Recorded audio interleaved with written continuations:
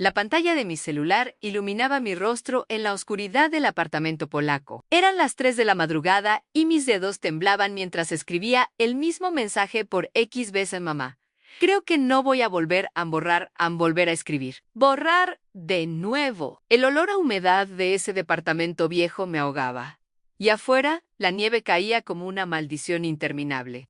Llevaba 3 meses sola en ese país extraño, sin hablar el idioma, sin conocer a nadie, esperando a un hombre que aparecía cada 2 meses como si fuera un favor que me hacía. Mi nombre es Valentina Herrera, tengo 32 años, y esta es la historia de cómo una payasa profesional de Buenos Aires terminó casi muriendo de frío y soledad en Polonia, por amor a un hombre que nunca me hizo espacio en su vida.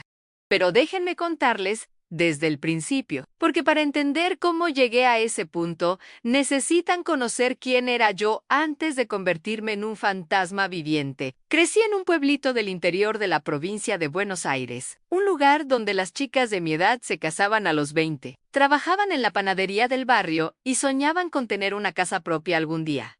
Pero yo siempre fui diferente. Mi familia era humilde pero culta. Amábamos el arte, la música, el teatro. Y había alguien en mi vida que alimentaba mis sueños de algo más grande. Mi tía Daniela, la hermana menor de mi mamá. La tía Dani era mi heroína. En los años 80 había sido modelo, una mujer hermosa y audaz que se atrevió a hacer algo que en esa época parecía de película. Se inscribió en un programa de correspondencia internacional. Conoció a un estadounidense, se enamoró perdidamente y se fue a vivir a Estados Unidos. Yo tenía apenas 3 años cuando eso pasó, pero recuerdo perfectamente cómo la gente la trataba cuando volvía de visita. Era como una celebridad. Daniela ya triunfó, decían todos. Miren lo que logró. No importaba qué hiciera. Ya era un éxito automático por el simple hecho de haberse ido.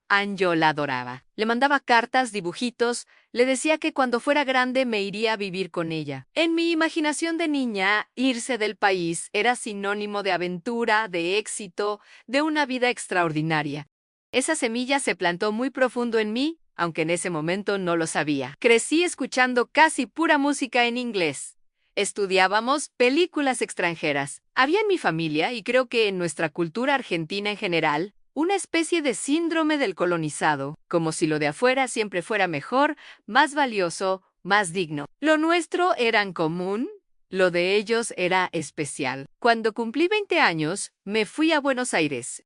Allá en mi pueblo las opciones eran limitadas, y yo quería estudiar arte, teatro. Quería ser payasa profesional. Sí, payasa.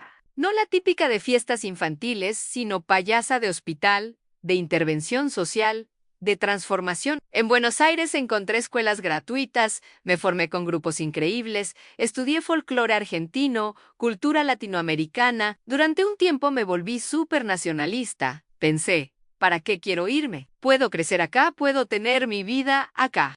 Pero Buenos Aires también fue difícil. Pasé por muchas casas, muchos trabajos. Me la rebusqué como pude. Viví con amigas, con conocidos, en pensiones baratas. Llegó un momento en que estaba cerrando un contrato de alquiler y le dije a mi compañera de departamento, me voy de Buenos Aires a no sé para dónde, pero siento que necesito salir. Trabajaba principalmente online, dando talleres de improvisación y payasada para grupos de payasos voluntarios en hospitales. Viajaba por Argentina dando estos talleres, y era un trabajo que amaba. También estudiaba, crecía profesionalmente. No tenía esa urgencia de irme que tuve de adolescente, pero algo en mí seguía inquieto. Había otra razón por la que no salía mucho. Nunca me gustaron los boliches, las aglomeraciones, y honestamente estaba cansada de la cultura de citas en Argentina, donde sentía que había una presión constante, una hipersexualización inmediata. Los hombres pedían fotos, querían sexo de entrada, y yo solo quería conversar al conocer a alguien sin esa presión. Por eso me registré en un sitio de intercambio de idiomas. Sí, técnicamente era un sitio de citas también, pero yo lo usaba principalmente para practicar inglés y conocer gente de otras culturas. Siempre tuve amigos extranjeros. Me nutría de esas conversas diferentes, de esas perspectivas del mundo que no tenía acá. Y además, tenía la teoría de que los hombres de otros países No tenían esa urgencia sexual inmediata que veía en muchos argentinos. Pensaba que tendría tiempo para construir algo real antes de que todo se volviera sobre el sexo. Ahora sé que eso puede pasar con cualquier nacionalidad. Pero en ese momento, esa era mi esperanza. ¿Fue ahí donde conocí a Marek? Bueno, ese no es un nombre real. Lo voy a llamar Marek para proteger su privacidad. Marek era polaco, vivía en Suiza trabajando en tecnología. Tenía 38 años cuando nos conocimos. Al principio, no me pareció atractivo. Vi su foto de perfil y pensé, bueno, podemos ser amigos. Era una foto horrible, con lentes oscuros, sentado en un banquito, muy mal elegida. Pero empezamos a conversar y me gustó. Era culto, inteligente, hacía preguntas profundas. Me preguntaba sobre el sistema económico de Argentina, sobre política, sobre cosas que nadie me había preguntado antes. Me sentía vista, respetada, interesante. Nunca hubo nada sexual en nuestras conversaciones iniciales, y eso me hacía sentir segura. Además, descubrimos que teníamos amigos en común. Una pareja que vivía en el exterior. Eso me dio tranquilidad. Rápidamente pasamos de la plataforma a WhatsApp y luego a Skype podía verlo, hablar con él. Y aunque no era exactamente guapo, había algo en el que me atraía. Era esa profundidad, esa atención que me daba. Ahora, como psicoanalista que soy hoy, entiendo lo que pasaba. Cuando nos enamoramos, siempre nos ilusionamos. El enamoramiento es proyección, es ilusión. Vemos coincidencias donde solo hay banalidades. ¿También te gusta el helado de chocolate? Es el destino. Cuando el 99% del mundo ama el helado de chocolate, buscamos señales, buscamos pertenecer, buscamos reconocernos en el otro. Pero el amor real no es eso. El amor real es construcción, es elección, es trabajo diario. Las coincidencias no significan nada si no hay compromiso. Pero la Valentina de entonces, la de 32 años, no sabía esto. Veía esas coincidencias y pensaba, Han es una señal. Conversamos durante un mes, tal vez un poco más. Yo disfrutaba las charlas, pero en un momento pensé, no quiero un romance virtual. No tengo paciencia para relaciones a distancia. Quiero algo real o nada. Así que un día le dije a Marek, esto está lindo, pero no tiene futuro. Mejor dejémoslo acá. 40 minutos después, recibí un mensaje de Elan. Era una captura de pantalla de boletos de avión a Buenos Aires. Ya los había comprado. Me asusté un poco, pero también me halagó. Me dijo, ya tenía ganas de conocer Argentina de todas formas. Voy a ir aunque no funcione entre nosotros. Sin pretensions. Me preparé para su llegada. Cerca de un mes después, allí estaba yo en el aeropuerto Ezeiza, arreglada, nerviosa, con el estómago revuelto. No voy a mentir, esperaba esa escena de película, ese momento mágico que siempre vemos en la televisión. Y cuando lo vi aparecer en la zona de llegadas internacionales, sentían una conexión, no hubo extrañeza, nos abrazamos y fue real, fue cálido. Me sorprendió sentir esa familiaridad inmediata. Pero ahora viene la parte que tal vez no esperan escuchar. Esos 17 días que pasó en Buenos Aires fueron horribles. Sí, lo dije lo horrible, Sam, porque desde el primer día vi que Marek era gruñón, difícil, cerrado, era melancólico, se encerraba en sí mismo sin explicación. Podíamos estar pasando un momento lindo y de repente él se ponía serio, distante, como si una nube negra lo cubriera. Me decía todo el tiempo, I am broken, Valentina, I am a broken person. Soy una persona rota. Y yo, en mi infinita necesidad de salvar, de arreglar, de demostrar amor a través del sacrificio, pensaba, voy a estar con él en esto. Voy a demostrarle que todo va a estar bien. Ahora sé que tenía un complejo de salvadora. Vengo de una familia muy cristiana, aunque espiritista, no católica, pero muy cristiana en valores. Me criaron con la idea del sacrificio como virtud, de que si algo te llega, es para hacer, de que debes sostener las dificultades porque son pruebas del destino. Quizás tenga una deuda kármica con esta persona, pensaba. Tal vez vine a rescatar algo de una vida pasada. Me da un poco de vergüenza admitir que pensaba así, pero es la verdad. Esa era mi programación. Y además, realmente sentía algo. No era solo ilusión, había una familiaridad, una conexión que no puedo explicar racionalmente hasta el día de hoy. A pesar de que me frustraba, a pesar de que me costaba entenderlo, sentía que había algo real ahí. La primera noche que íbamos a tener relaciones sexuales, tuve una crisis de ansiedad. No es que no quisiera estar con él en Kerian, pero en un momento mi cuerpo ofreció resistencia. Empecé a hiperventilar, me costaba respirar. Era mi primera vez con esta persona en términos físicos, y aunque mi mente estaba abierta, mi cuerpo recordó mi primera experiencia sexual, que fue un abuso. Me tomó años reconocerlo como abuso, porque durante mucho tiempo pensé, pero yo estaba ahí. Accedí. Pero fue forzado, fue sin mi consentimiento real. Entonces esa noche, cuando empecé a entrar en pánico, lo primero que dije mientras me faltaba el aire fue, perdóname. Estoy teniendo un ataque de ansiedad, ya te explico. Me alejé, fui al baño, me calmé, respiré, volví y le expliqué entre lágrimas, perdona. Estoy feliz de que estés acá, quiero estar contigo. Pero por un momento me recordó a mi primera experiencia. Sufrí un abuso y eso me disparó esta reacción. Esperaba comprensión. Esperaba que me abrazara, que me dijera que todo estaba bien, que no había prisa.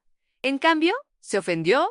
No me tocó. No se acercó, se puso bravo en mí, dio un sermón. Y los siguientes 2 días me dio tratamiento de silencio. Yo, sintiéndome culpable, pasé esos días tratando de ser súper amable, de compensar, pensando en pobre, está en otro país, se sintió rechazado, debo hacerlo sentir mejor. Pero en el fondo, algo en mí registró ese momento como una señal gigante de alarma. Él no me iba a sostener en mi vulnerabilidad. Iba a usar mi vulnerabilidad contra mí. Iba a hacerse la víctima. Iba a castigarme con silencio. Ese fue el primero de muchos tratamientos de silencio. Pero aún así, me sentía conectada. Aún así, cuando lo miraba, sentía que había algo importante ahí. Algo que no podía dejar ir. Tal vez era mi niña interior espiritual, que no sabía explicar las cosas. Pero sentía, va a ser difícil. Me va a dar trabajo, pero debo vivir esto. Si no lo hago, me voy a arrepentir toda la vida. Salimos, paseamos por Buenos Aires, conoció algunos lugares. No eran todos momentos malos. Había ternura también, había conversaciones hermosas. Pero la mayo era parte del tiempo. Yo sentía que debía medir cada palabra, cada gesto, para no provocar otro episodio de silencio. Presenté a mi mamá. Ella es medio loca, aventurera, y le gustó Marek. Él fue súper simpático con ella, encantador. Mi mamá me apoyó. Ella sabía que yo necesitaba vivir esto, que no era un capricho romántico, sino algo que debía hacer para cerrar un ciclo interno. Pero recuerdo un día en que Marek estaba en mi departamento y yo me fui a pasar tiempo con mi mamá. Lloré de agotamiento. Le dije a mamá, quiero que se vaya ya. Estoy tan cansada de tener que estar sosteniendo su humor todo el tiempo. Pensé que era porque estaba haciendo de guía turística, de Cicerone, que es agotador. Pero no era eso. Era que tenía que estar constantemente atenta a su estado de ánimo, caminando en cáscaras de huevo. El día que se fue de vuelta a Suiza, estaba tenso, cerrado, serio. Pensé, me odia. Definitivamente me odia. Pero fui aprendiendo que mientras más me amaba, más miedo tenía. Miedo a la vida, miedo a la responsabilidad de cuidar a alguien, miedo a fracasar. Antes de irse me dijo, quiero que vengas a Suiza, intentemos vivir juntos. No tuve miedo. Sabía que era arriesgado, sabía que podría ser peligroso, pero dije que sí inmediatamente. No sé si fue valentía o inconsciencia, pero algo en mí sabía que tenía que ir. Me dio su tarjeta de crédito antes de irse. Me dijo, si necesitas algo mientras estás acá. Yo me negué. Me daba pánico parecer aprovechadora, pero él la dejó igual en mi bolso sin que me diera cuenta. Nunca la usé ni una sola vez. Me preparé para irme en 2 meses. Sí, solo 2 meses después. Antes de continuar con esta historia que sé que ya te tiene con el corazón acelerado, quiero pedirte algo. Si esta historia te está resonando, si conoces a alguien que esté pasando por algo similar, o si simplemente quieres saber cómo termina todo esto, por favor suscríbete a este canal. dale me gusta a este video y compártelo. Déjame en los comentarios si alguna vez has sentido esa presión de tener que sostener una relación difícil, de tener que ser tú quien siempre se adapta. Y dime desde dónde me estás escuchando. Si estás en Argentina, en otro país, si has emigrado o si estás pensando hacerlo. Tus comentarios me ayudan a entender qué tipo de contenido necesitan escuchar. Ahora sí, volvamos a mi historia, porque lo que viene es fuerte. ¿Por qué respondí tan rápido que sí? Literalmente un día antes le estaba diciendo a mi mamá quiero que se vaya y al otro día le digo sí, me voy contigo a Suiza en 2 meses. Parte de mí pensaba que era práctica, pero la práctica hubiera sido decirle, sigamos conociéndonos online un tiempo más.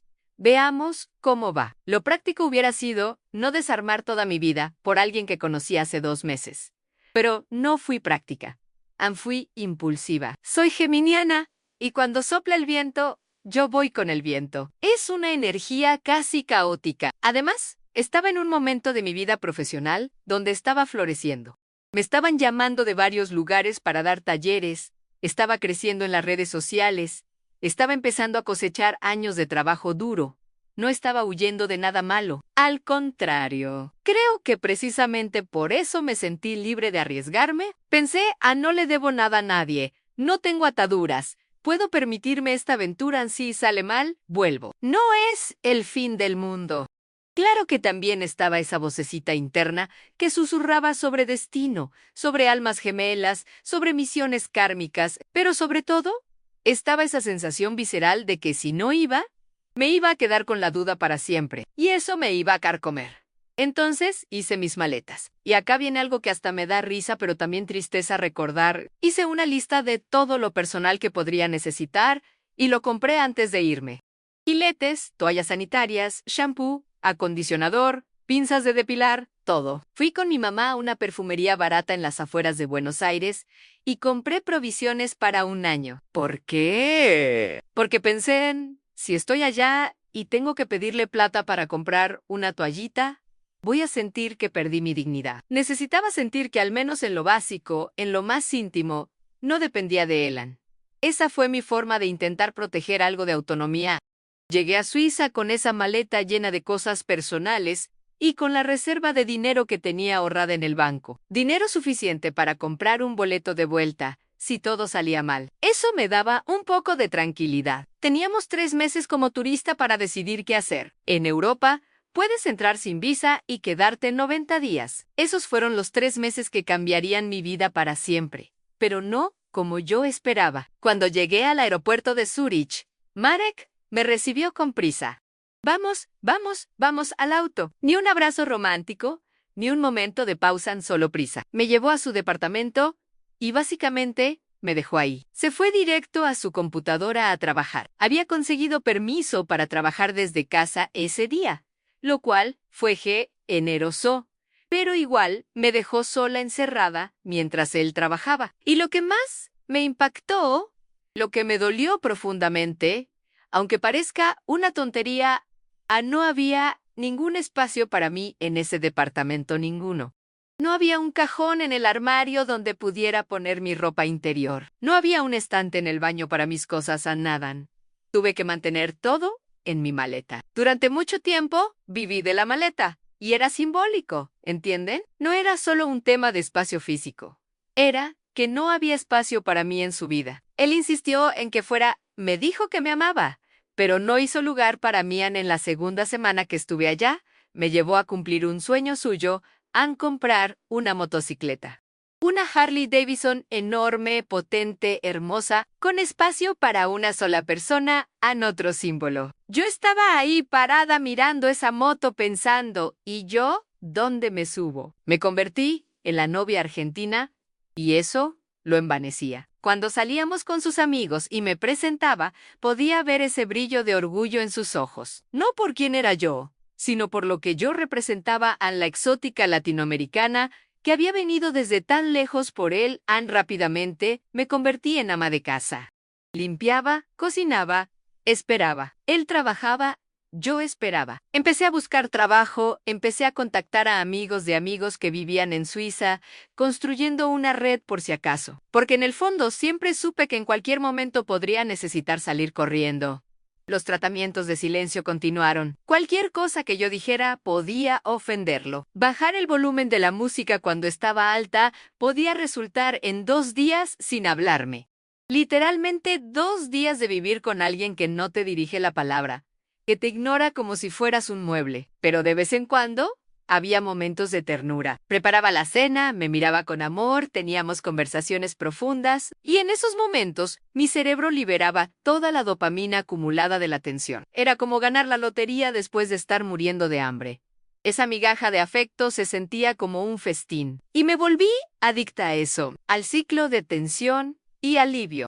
Tensión y alivio. Así funciona el abuso, aunque la persona no sea un villano consciente. No creo que Marek se despertara pensando, hoy voy a maltratar a Valentina. Creo que en su mente estaba dando lo mejor que podía, pero lo mejor que podía dar era tóxico. Y yo, en ese ciclo, empecé a sentir que debía probar constantemente que merecía estar ahí, que no era una aprovechadora, que tenía valor más allá de ser la argentina. Conversé con otras brasileñas y latinas que vivían en Suiza, y lo que me dijeron me impactó. Cuando les contaba sobre mis problemas con Marek, me decían cosas como, ay, quédate callada, así son ellos. O consíguete otro, uno suizo mejor, como si yo solo debiera saltar de dueño en dueño. La mayoría de las latinas que conocí habían ido a Suiza por un hombre, no las culpo. Es nuestra realidad. Es nuestra cultura. Nos educan para ser productos de exportación. Nuestro valor está en ser deseadas, en servir, en cuidar.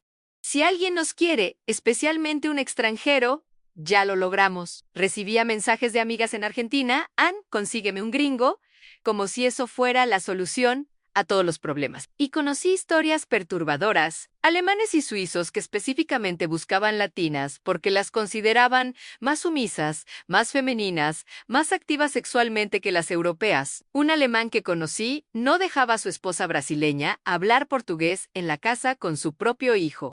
Otro que tenía un fetiche de tener sexo con su pareja en el bosque mientras hacían sonidos de animales. Sí, escuchaste bien. Incluso en países perfectos, en países de primer mundo, hay hombres que cosifican, que abusan, que menosprecian nuestra cultura. Marek a veces hablaba solo en polaco cuando estábamos con sus amigos, aunque ellos hablaban inglés. Me dejaba ahí sentada como una niña que no entiende la conversación de adultos. Me hacía sentir invisible, alienada.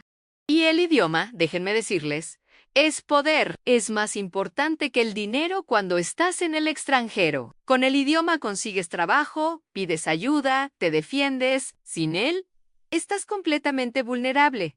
Él lo sabía, y lo usaba.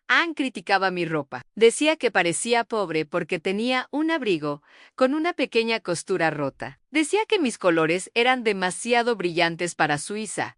Aquí no se visten así, me decía con ese tono de profesor condescendiente. Te estoy ayudando a integrarte. Criticaba mi inglés. Hablas como un mono, me dijo una vez. En inglés, like a monkey. Porque cometía errores gramaticales. 2 inmigrantes, ninguno hablante nativo de inglés. Y él se sentía superior para criticar mi acento. Empezó a controlar mi comida. Me quitaba cosas de las manos diciendo, eso tiene muchas calorías. No podemos engordar, pero él comía bien. Él se servía sus porciones enero, sas. Yo comencé a comer a escondidas. Iba al bosque diciendo que iba a hacer ejercicio, yoga, pero en realidad me detenía en el supermercado, compraba paquetes de galletas, tubos de leche condensada, y los comía sola en el bosque como una loca, porque era mi única forma de transgresión. Mi único momento de sentir placer en mi vida, y encontré pan de queso en un supermercado. Pan de queso, estilo brasileño de una marca polaca. Me hizo tan feliz.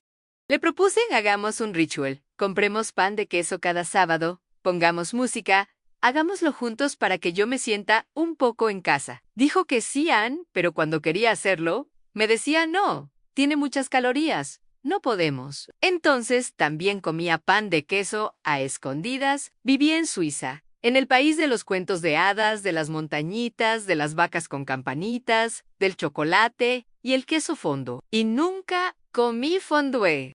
Durante todo el tiempo que estuve casada con Marek, nunca comí fondue, porque él decidía que era importante. Él decidía cuándo y cómo, ni yo no tenía voz. Pasaron los 3 meses de turista y surgió la pregunta inevitable. ¿Qué hacemos ahora? Yo le decía llorando, ¿por qué me trajiste acá? ¿Por qué me tienes aquí si me rechazas todo el tiempo? Y él se ponía a la defensiva, como si yo lo estuviera presionando para casarnos, como si yo fuera la interesada.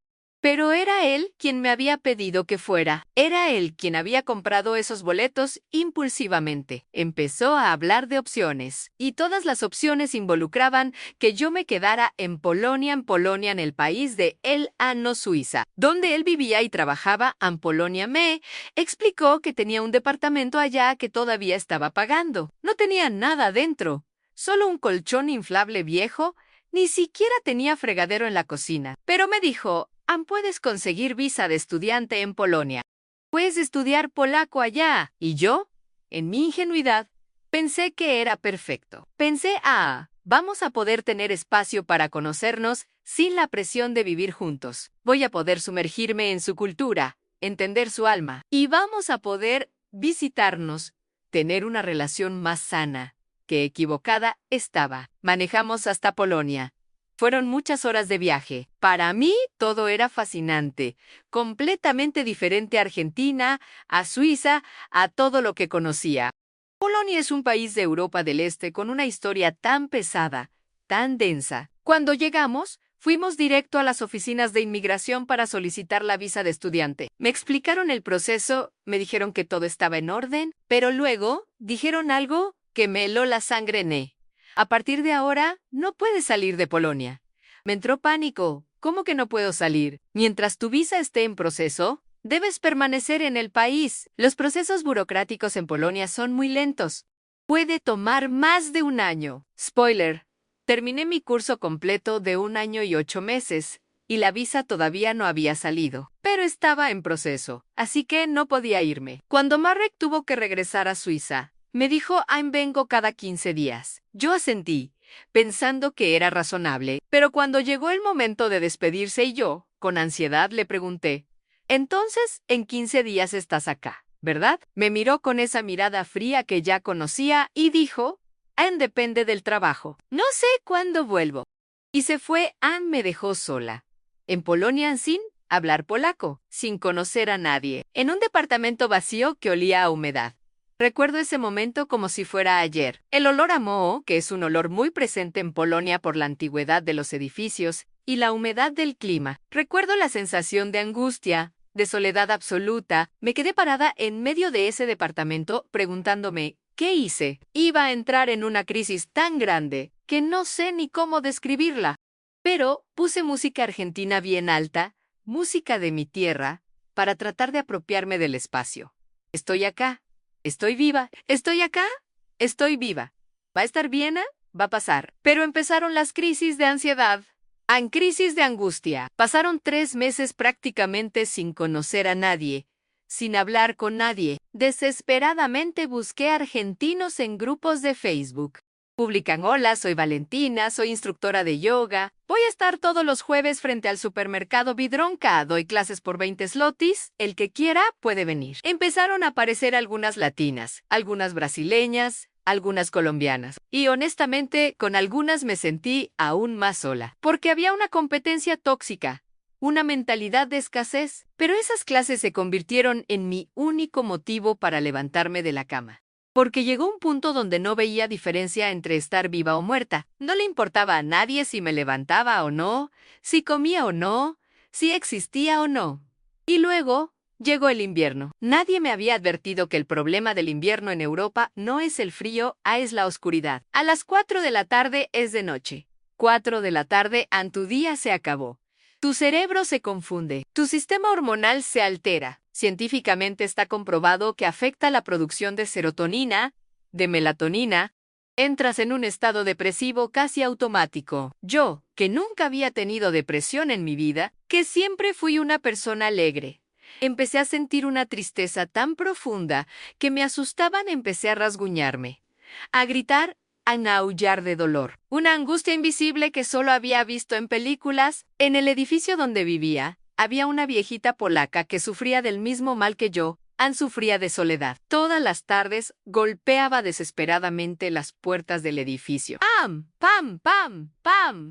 Era ensordecedor. Y cuando yo abría mi puerta, ella estaba ahí, con esa mirada de desesperación, hablando en polaco. Y yo no entendía nada, pero entendía su dolor en me, reconocía en ella. No quería mirarla porque era como mirarme a mí misma. Quería abrazarla porque era una forma de abrazarme a mí misma. Su hijo aparecía y me decía, Ann, disculpe, ella hace esto todos los días. Me daba tanta pena y llegaba un momento del día en que yo pensaba, no va a tocar. Por favor, que no toque. Y tocaba. Y yo entraba en pánico y me rasguñaba así, compulsivamente. Cuando hablaba con Marek por teléfono y le contaba lo mal que estaba, me decía, me esforcé por ti, me arriesgué trayéndote en trabajo duro, pagué para que vinieras. Estás siendo dramática, latina dramática, y ahí está el tema cultural. En Polonia, entre amigos, gritar y pelearse es normal. Es visto como pasión, como fuerza, como virilidad. Pero si yo lloraba, era dramática. Pasaron 3 meses hasta que empezaron las clases de polaco en la universidad, y cuando empezaron, algo en mí renació. Empecé a darme cuenta de que no era tonta, era la mejor alumna. Mis compañeros querían estar cerca de mí y me sentía vista, valorada, inteligente, pero cada vez que Marek venía a Polonia, casi no pasaba tiempo conmigo. Salía con sus amigos de la infancia, volvía borracho. En Polonia beben muchísimo. En cada esquina hay una clínica de tratamiento del hígado. No exagero. Es cultural. Y Marek bebía mucho y descubrí algo, aun cuando volvía borracho. Era la mejor versión de sí mismo. Era tierno, conversador, paciente, amoroso, era maravilloso. Así que empecé a desear que volviera borracho, porque sobrio era frío, distante, gruñón. Borracho era el hombre del que me enamoré. ¿Ven lo enfermo de eso? Pasó cerca de 1 año en 8 meses, y él seguía viniendo cada 2 o 3 meses, quedándose apenas unos días, saliendo con amigos, volviendo tarde. Un día le pregunté llorando, con mocos en la cara, totalmente vulnerable, ¿por qué me trajiste acá? ¿Por qué me tienes acá? ¿Podría estar en mi país? ¿Podría estar trabajando? Me siento como un mueble que mueves de un lado a otro. Y él se ponía a la defensiva, como si yo lo estuviera presionando. Como si fuera mi culpa sentirme abandonada, empezó a hablar de matrimonio. No de forma romántica, más como una solución logística. Si nos casamos, vas a poder trabajar. Todo va a ser más fácil. Y yo dije que sí, no porque estuviera feliz. No porque creyera que iba a funcionar, sino porque sentía que tenía algo inacabado con él. Algo que debía resolver. Y porque ya había invertido tanto, había dejado tanto atrás, que irme sin intentarlo se sentía como fracaso. Empezó otro proceso burocrático. Para casarme en Polonia como extranjera, tenían que aprobarme. Polonia es muy defensiva con los extranjeros casándose con polacos. Tuve que ir sola, sin dominar el idioma, a las ERS-DY, que son las oficinas gubernamentales. Esas oficinas son un capítulo aparte de mi vida. Filas interminables, incoherencia burocrática, funcionarios groseros. Fue peor que cualquier pesadilla kafkiana. Pero hice un amigo, un brasileño que me ayudó. Él estaba furioso con Marek. Me decía, ¿por qué hago yo esto y no él? ¿Por qué estoy yo acá contigo y no tu futuro esposo? Un día incluso me dijo, yo me casaría contigo. Todavía no soy residente, pero lo haría. Y se generó una confusión emocional. No pasó nada, pero él se apegó a mí, se convirtió en mi protector. Y fue bonito y triste al mismo tiempo, hasta que llegamos a la etapa final del proceso. Estábamos con una funcionaria que nos estaba ayudando y ella miró a mi amigo y le dijo, «Pero ustedes no están juntos. No es él quien se va a casar contigo». Luego me dijo, él no puede ser tu traductor en la boda. Y mi amigo se puso muy triste. Y esa fue prácticamente el fin de nuestra amistad. Le dolió. Tuve que pasar por una audiencia formal. Una jueza me interrogó como si fuera criminal. ¿Tiene algún problema mental? ¿Ha cometido algún crimen?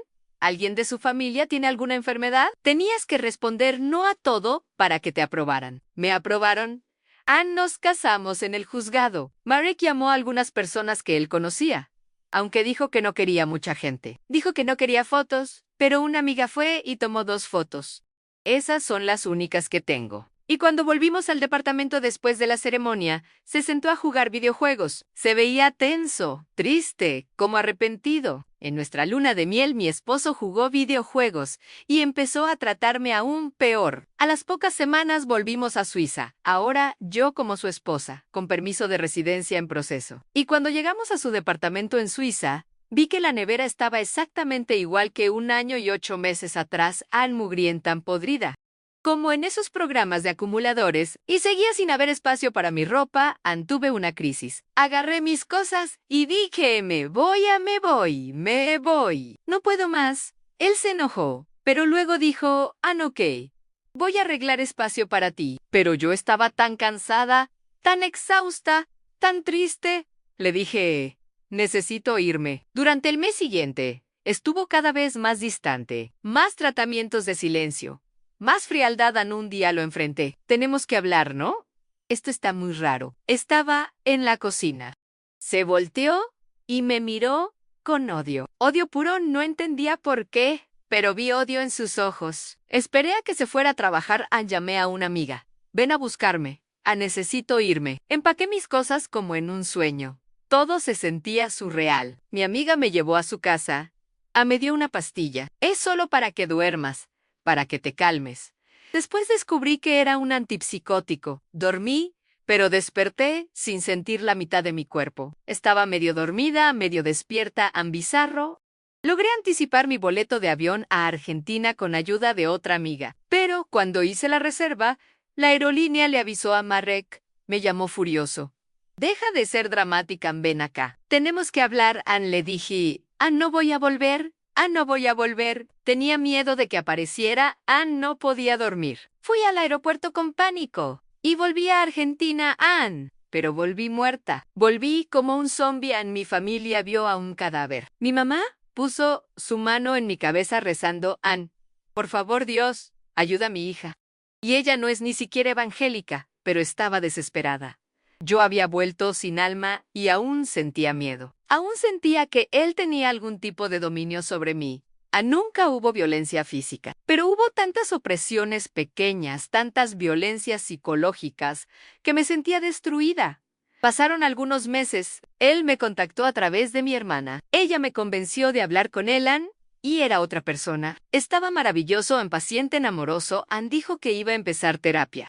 Yo ya había empezado terapia, también propuso acuerdos. ¿Qué necesitas? Vamos a hacer lo que necesites. Y yo todavía sentía que tenía algo inacabado. Sentía que si terminaba así, me iba a atormentar para siempre. Pensaba sí voy a terminar.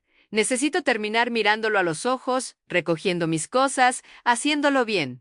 No puedo quedarme con esto incompleto. Entonces volví. Sí.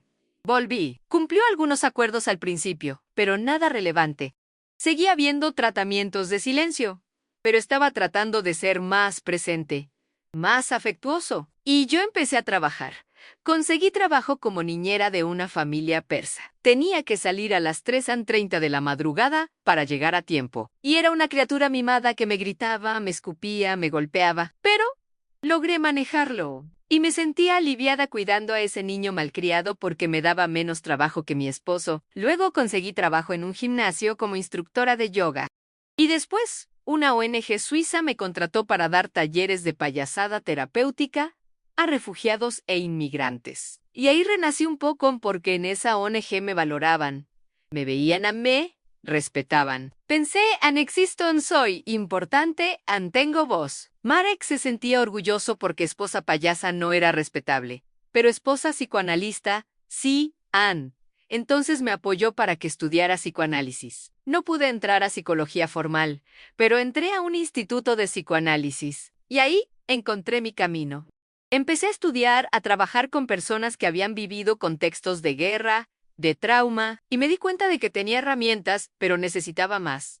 Necesitaba el título para que me respetaran, y necesitaba más conocimiento. Con el dinero que ganaba, pagaba mis estudios. pero había violencia patrimonial. El acuerdo era que yo pagara las compras de la casa con mi sueldo. Y Marek ganaba muy bien, muchísimo más que yo. Pero si faltaba detergente, yo tenía que comprarlo con mi dinero. Si necesitábamos comida, yo tenía que comprarla. Y él recibía paquetes de Amazon todos los días con cosas para él. Pero yo seguía sintiéndome en deuda. Seguía sintiendo que debía probar que no era una aprovechadora. Entonces pagaba todo lo que podía. Sin quejarme, llegó la pandemia. Y con la pandemia, ese sentimiento de muerte que ya traía desde que dejé Argentina se intensificó. Pensaba, ¿y si mi mamá muere y no la vuelvo a ver? Con mi sueldo, compré un boleto con 1000 conexiones para ir a Argentina. Marek me dejó ir, y cuando llegué a Argentina me sentí libre. Tan libre. Me quedé en casa de mi papá, con quien nunca fui cercana. Él nunca fue un padre presente, pero en esa estadía tuvimos conversaciones profundas. Mi papá es gaucho, y la única forma en que conectábamos era hablando de arte o de historia. Me habló de los indios charrúas, los indomables. Me habló de la historia que nunca me enseñaron en la escuela, la historia desde la perspectiva de los pueblos originarios y no de los colonizadores. Y empecé a estudiar por mi cuenta. Empecé a entender por qué tantas mujeres argentinas, brasileñas, latinas, queremos ser salvadas por un extranjero. Entendí la raíz cultural de mi sumisión. Entendí cuánto me había influenciado mi cultura. Y vi un video sobre los charrúas que me voló la cabeza. Me trajo una inquietud, una incomodidad. Pensé, no voy a ser la misma después de esto. Antes de volver a Suiza, mi papá me regaló una foto de una pareja de indios charrúas. Atrás estaba escrito algo que no recuerdo exactamente, pero sé lo que me dijo. Me dijo, Valentina, eres libre. Siempre has sido libre. Tienes naturaleza nómade. No le tengas miedo a nadie, eres libre. El gaucho vive bajo las estrellas, sobre su caballo, dentro de su poncho. ¿Eso eres tú? Eres libre. Nadie es tu dueño. Fui al aeropuerto escuchando música folclórica argentina, llorando. Llegué al aeropuerto. Pasé por el Finger, ese pasillito que te lleva al avión, y me detuve devolví. Encontré un empleado de la aerolínea, un chico joven con acné. Lo agarré del brazo y le dije, ¿qué hago? ¿Qué hago? No puedo volver. No puedo volver. Voy a morirme. Sí vuelvo. Él me dijo, entiendo, pero no sé qué decirte. Llamé a Marek. Estoy en pánico. No sé qué hacer. Siento que voy a morir si vuelvo. Él dijo, Venezuela. Te llevo a pasear, como si yo fuera un perro que necesita salir al parque. Dijo compré un arete caro. Yo no tengo las orejas perforadas. Nunca he usado aretes. Fue como la última palada de tierra en mi ataúd. Me quedé 4 horas en el aeropuerto sin saber qué hacer. No quería preocupar a mi familia. Estaba paralizada y en ese momento 2 personas me escribieron. 2 personas con las que no hablaba hacía mucho tiempo. Fue la mano de Dios. Uno era mi primer profesor de payasada, a quien siempre vi como un padre. Otra era una amiga que no veía hacía 10 años. Me escribió, ¿cómo estás? ¿Necesitas algo? Le dije, no tengo a dónde ir, Dije, ven acá. No la había visto en 10 años y me abrió su casa. Me quedé unos meses más en Argentina y cuando volví a Suiza, sabía que volvía para divorciarme. Al llegar, encontré todas las cosas que había comprado con tanto sacrificio para alegrar esa casa, destruidas, tiradas en un rincón. Artefactos indígenas, cosas coloridas, cosas que traían vida.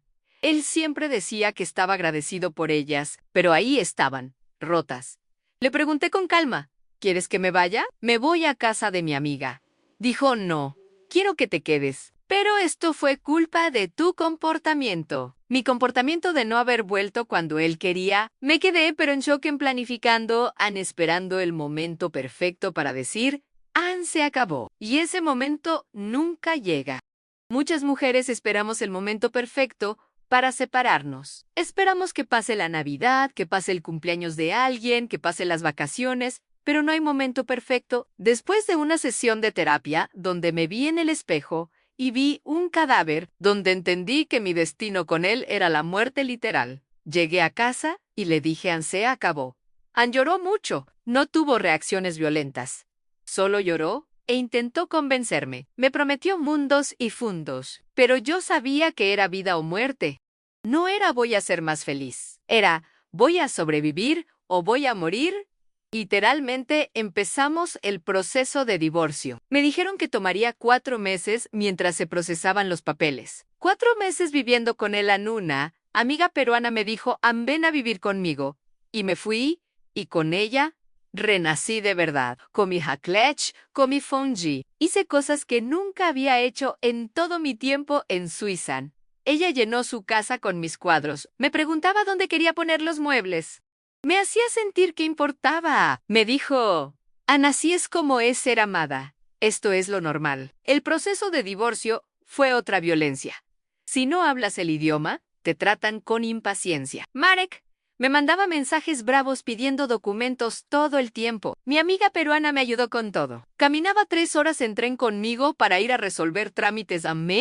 Decían, está bien. Es fácil, vamos. En el día del divorcio tenía mucho miedo. Pensaba, ¿qué van a pensar? Una latina divorciándose de un europeo. Recé mucho, por favor, que haya una mujer en el tribunal. Mi amiga me acompañó. Fuimos viendo Outlander en el camino para distraerme. Encantamos. Me sostuvo la mano. Al llegar, había 4 mujeres en el tribunal. Todas me trataron con empatía, con respeto, con amabilidad. ¿Fue una señal de que estaba haciendo lo correcto? Firmamos todo. Y al salir, caminamos hasta la estación de tren. Estaba nevando mucho. Pasamos por un cementerio. Tengo un video de eso. Era como simbólico el fin de algo. La muerte de algo. Yo caminando con Marek por un cementerio en la nieve, las campanas de la iglesia sonando. Llegamos a la estación, llegó su tren, fui a abrazarlo, se quedó rígido como un cadáver. Sentí que le dolía de verdad. Le dije, gracias por todo, va a estar bien. Y se fue, nunca más lo volví a ver. Ahora quiero hacer una pausa en esta historia para pedirte algo importante.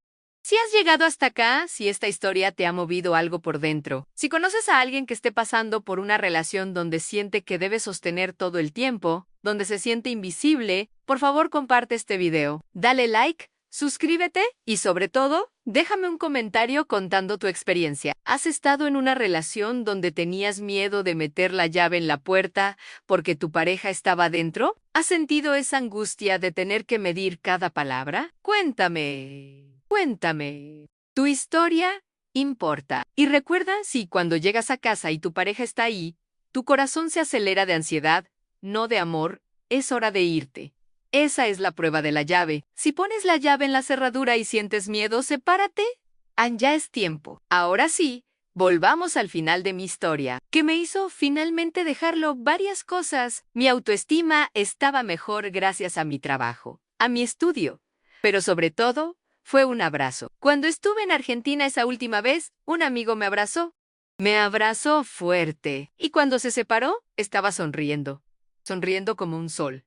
Como si abrazarme le diera alegría. Hacía tanto tiempo que no veía a alguien tratarme con alegría. Hacía tanto que no recibía afecto sin condiciones. Ese abrazo me mostró que existía otra cosa.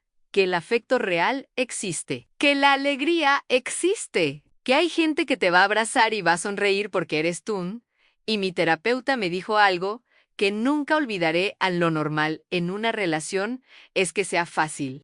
Es que haya alegría, es que disfrutes conversar con la persona. Cuando me dio esas referencias, cuando pude tocar con mis manos ese afecto real, supe que tenía un norte. Sabía a dónde quería llegar y no era a la nada. Era el afecto a la alegría. Volví a Argentina como les conté. Estuve unos meses en crisis, cuestionándome. Incluso llegué a escribirle un email a Marek diciendo, estoy agradecida por las experiencias que viví. Conocí otras culturas, crecí en te deseo que seas feliz. No sé si lo leyó. No me respondió. No volví a saber de él. ¿Y saben qué? Espero que se cure. Espero que se libere de sus propios demonios. Espero que encuentre paz, porque no era un villano. Era un hombre roto criando a una mujer que también estaba rota. Y a veces 2 personas rotas no se arreglan juntas. A veces solo se rompen más. Cuando volví a Argentina de verdad, para quedarme, Dios fue muy generoso.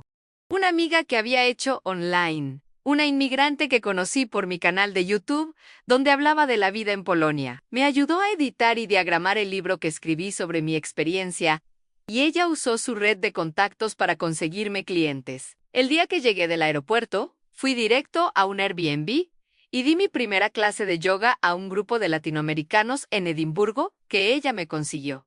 Desde el primer día tuve trabajo. Desde el primer día tuve sustento. Y de ahí fui creciendo. Muchas de esas alumnas se volvieron pacientes de psicoanálisis después. 3 meses después de volver, conocí a mi pareja actual, el hombre que está acá conmigo ayudándome con el micrófono. Y no fue fácil. Cuando sales de una relación abusiva, cargas cosas. Muchas cosas me hacían llorar de repente. Tenía miedo de que él me gritara. Me ponía ansiosa por cosas pequeñas, pero él fue paciente. Fue tierno, fue amoroso todo el tiempo, y fue él quien me animó a hablar contigo hoy. Cuando entré en pánico antes de esta entrevista, cuando me desperté con crisis pensando, ¿y si Marek me ve?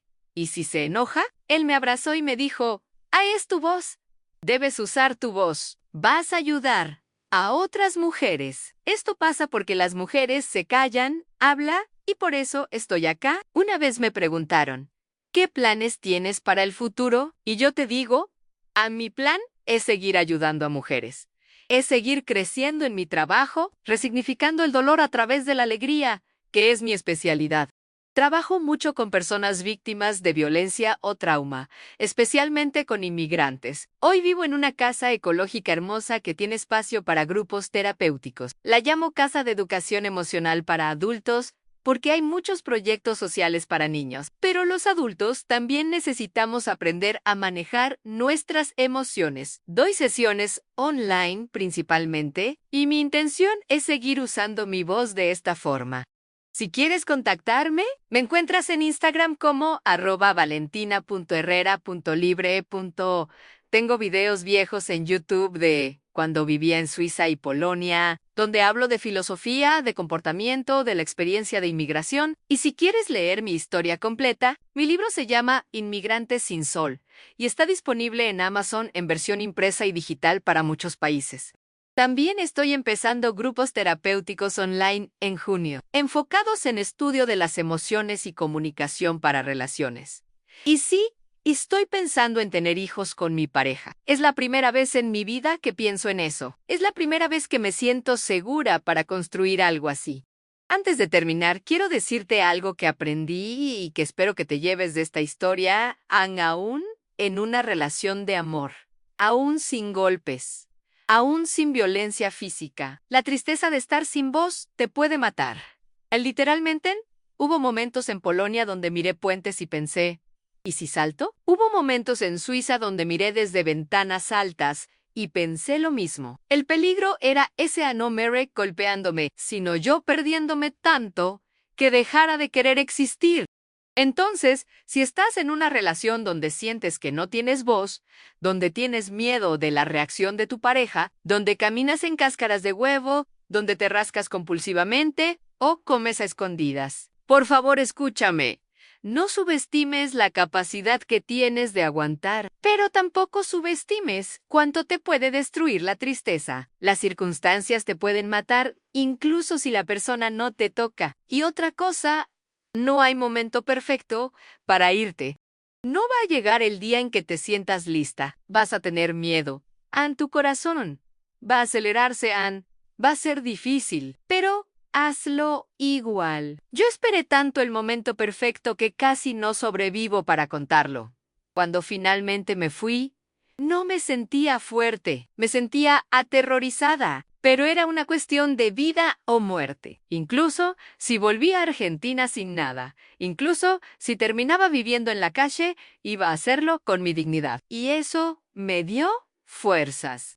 También quiero hablarles específicamente a las mujeres latinas que sueñan con irse con un extranjero. No todas las historias son como la mía. Hay parejas interculturales hermosas y sanas, pero por favor, no subestimen la dinámica de poder que se crea cuando eres la extranjera. Cuando eres tú quien dejó todo.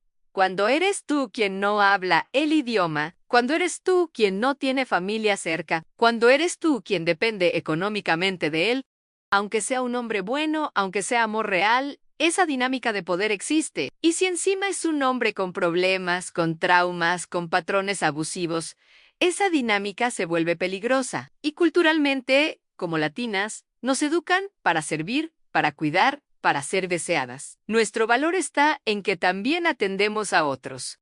Entonces, cuando llegamos a Europa con esa programación y nos encontramos con hombres que buscan específicamente mujeres sumisas, femeninas, serviciales, se crea una tormenta perfecta. Conocí alemanes que buscaban latinas o asiáticas porque las europeas son muy feministas. Conocí suizos que prohibían a sus esposas brasileñas hablar portugués en casa. Conocí historias de fetichización, de control, de abuso, y pasa en los países perfectos. En Suiza, en Alemania, en los lugares de cuento de hadas.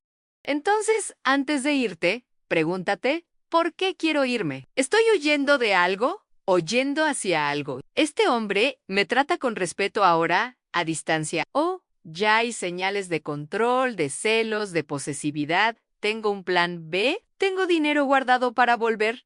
¿Tengo contactos en ese país que no sean él? Y sobre todo, si pongo la llave en la puerta y él está dentro, ¿siento paz o siento ansiedad? Esa es la prueba definitiva. La prueba de la llave.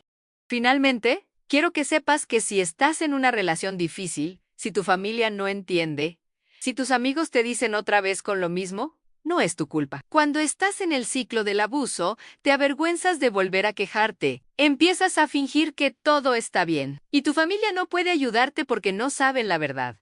Por eso, es importante buscar ayuda profesional. Un terapeuta, un psicoanalista, alguien que no te juzgue, que no se canse de escucharte, que te ayude a ver con claridad.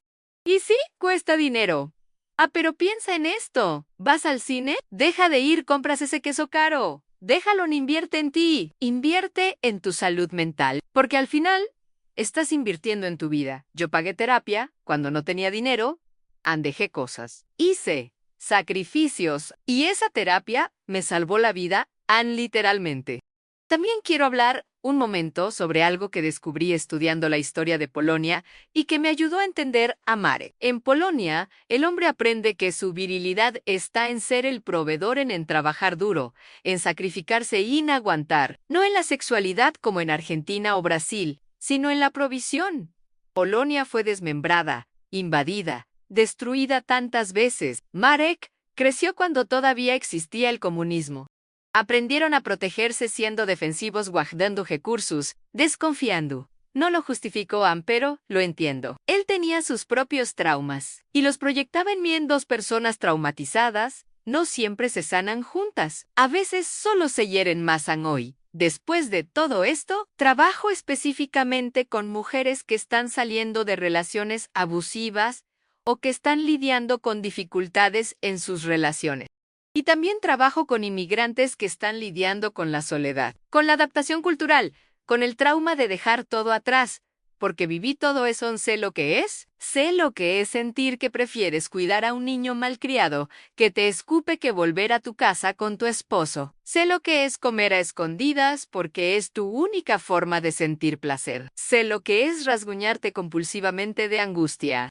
Sé lo que es no dormir de noche, porque tienes miedo de cómo va a reaccionar tu pareja a cualquier cosa. Sé lo que es ese peso en el pecho cuando pones la llave en la cerradura. Y por eso puedo ayudar. Porque no hablo desde la teoría, hablo desde la experiencia vivida. Mi mensaje final para ti es: eres libre. Siempre has sido libre. Nadie es tu dueño. No importa cuánto hayas invertido en esa relación, no importa cuántos años lleves con esa persona. No importa si está enferma, si te necesita, si va a sufrir. No eres responsable de salvar a nadie. Tu única responsabilidad es salvarte a ti misma. Y sí, va a doler, va a ser difícil. Vas a tener miedo, pero del otro lado está la vida, está la alegría. Está ese abrazo con sonrisa de sol que te espera. Está la posibilidad de ser tú misma sin miedo. Está la libertad. Y créeme, cuando te digo, vale la pena. Absolutamente vale la pena. Hoy tengo 39 años. Tengo una pareja que me trata con amor, con respeto, con paciencia.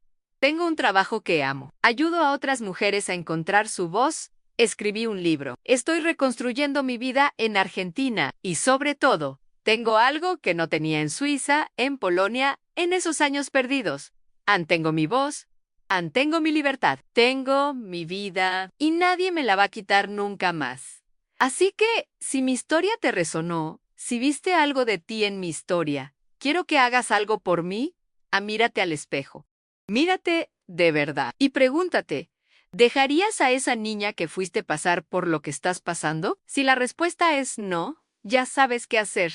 Y si necesitas ayuda, estoy aquí. ¿Mi comunidad está aquí? ¿No estás sola? Nunca estás sola. Gracias por escucharme. Gracias por darme este espacio para contar mi historia. Gracias por llegar hasta acá. Y recuerda, eres libre. Siempre has sido libre. Ahora, ve y vive como tal.